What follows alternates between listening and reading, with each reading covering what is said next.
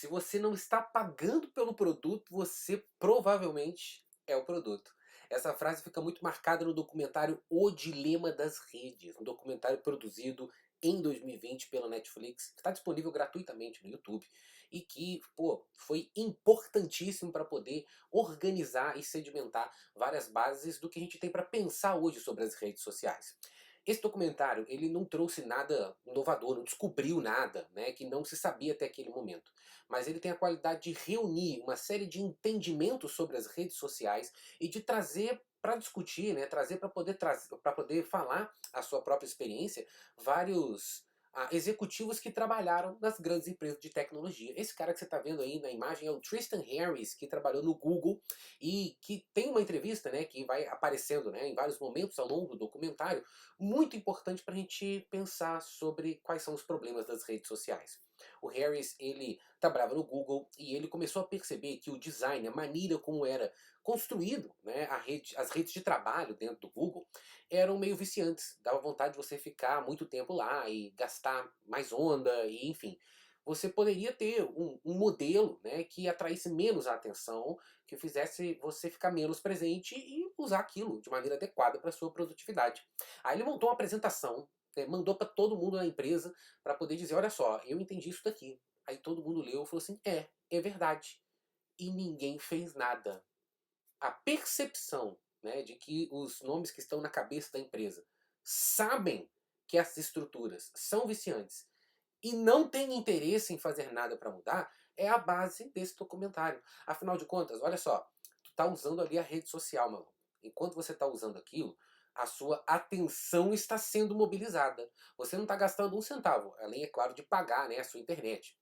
Mas você não está gastando nenhum centavo pelo uso daquela rede em particular. Mas os dados que você oferece para aquela rede com base no seu processo de navegação, um processo em que você, pô, o tempo que tu fica numa foto, o que você curte, o que você não curte, o tipo de engajamento que você tem com cada tipo de conteúdo, tudo isso é levado em consideração para eu poder te vender melhor produto. Então, quanto melhor eu te conhecer, melhor eu vou direcionar um produto para você. E aí, eu que estou, né, nas redes para poder vender coisas, eu pago a rede para ela usar a sua atenção em favor do meu processo de venda.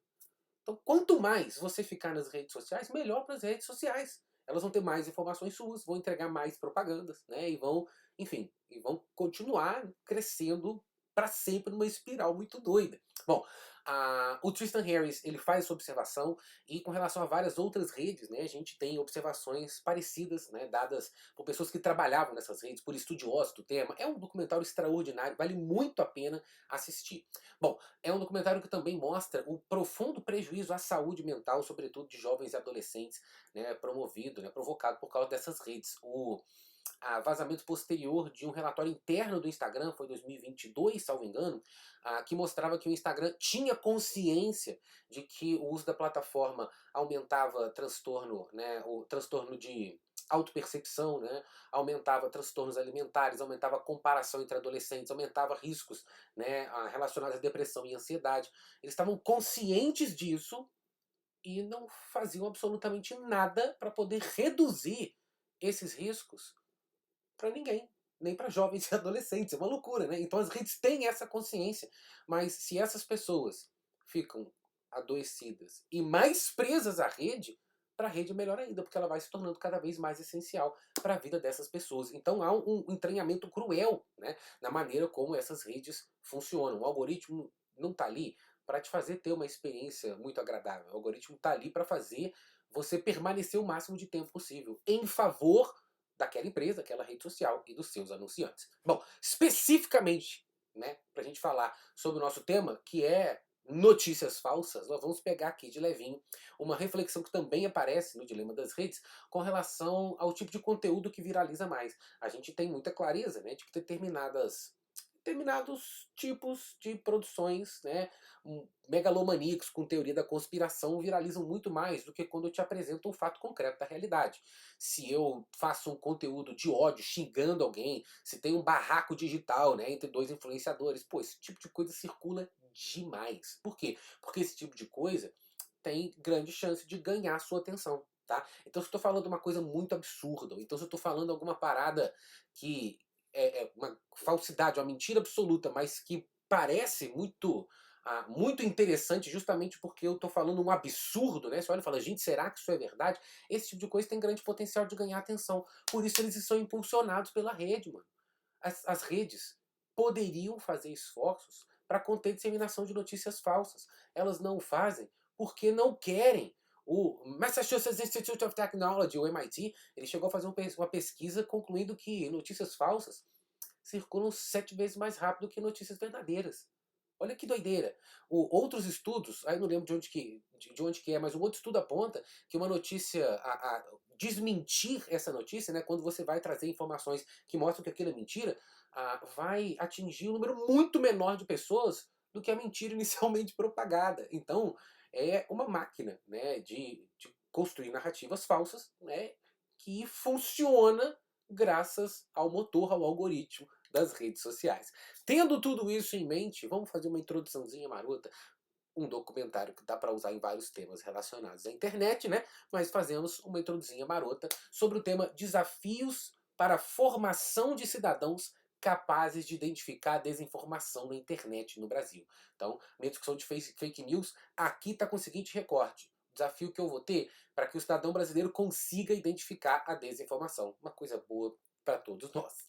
O documentário O Dilema das Redes revela como as notícias falsas são uma grande fonte de lucro para as redes sociais, uma vez que se referem tipicamente a temas polêmicos e de amplo engajamento.